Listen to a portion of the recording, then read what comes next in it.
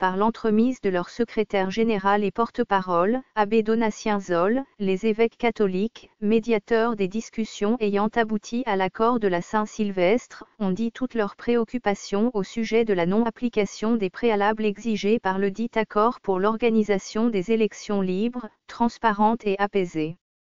Il s'agit principalement du parachèvement des mesures d'application. Ne pas les mettre en pratique, c'est compromettre le processus électoral et hypothéquer des élections, unique voie de sortie de la crise actuelle, a estimé l'abbé Zoll lors de sa conférence de presse du 13 avril dernier. Certification de la machine à voter. Outre les mesures d'application, les évêques de la Sanco ont aussi abordé la problématique de la machine à voter et s'inquiètent du fait qu'aucun consensus ne soit trouvé, à 8 mois du scrutin, pour l'utilisation de cette technologie proposée par la Commission électorale nationale indépendante, CENI. Dans l'optique d'apaiser toutes les parties prenantes au processus, la Sanco a, de nouveau, insisté sur la certification de la machine à voter par des experts nationaux et internationaux. Le motif avancé par les évêques est de trouver un consensus capable de rassurer toutes les parties prenantes sur le volet technique et le volet juridique. L'abbé Zoll a laissé entendre que les évêques sont peinés de constater le bras de fer diplomatique entre la communauté internationale et le gouvernement congolais, non sans plaider pour le renforcement de la coopération entre les deux parties, conformément aux normes internationales, pour l'intérêt du peuple de la RD Congo.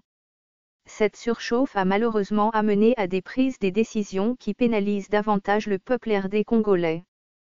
Il s'agit entre autres de la fermeture de la maison Schengen, l'interruption de la coopération technique belge, la réduction des vols SN et le refus du gouvernement congolais de participer à la conférence des donateurs pour apporter une réponse à la crise humanitaire en RD Congo, a dit le SG de la Sanco.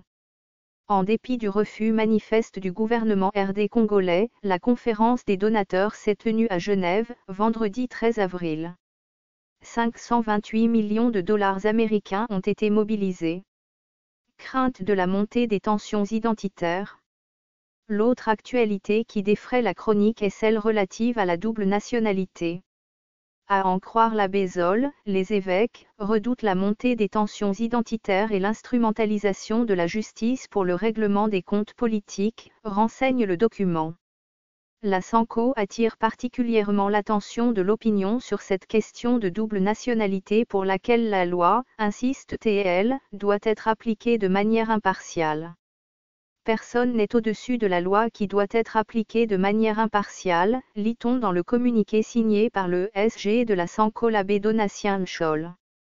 Le débat sur la double nationalité s'est cristallisé depuis l'ouverture de l'information judiciaire par le procureur général de la République contre l'opposant Moïse Katumbi. La justice accuse le gouverneur honoraire de l'ex-Katanga de faux et usage de faux pour avoir exercé ses fonctions alors qu'il avait acquis la nationalité italienne. Si la justice confirme les faits, le candidat de « Ensemble » court le risque de ne pas concourir à la présidentielle de décembre 2018 conformément à la Constitution.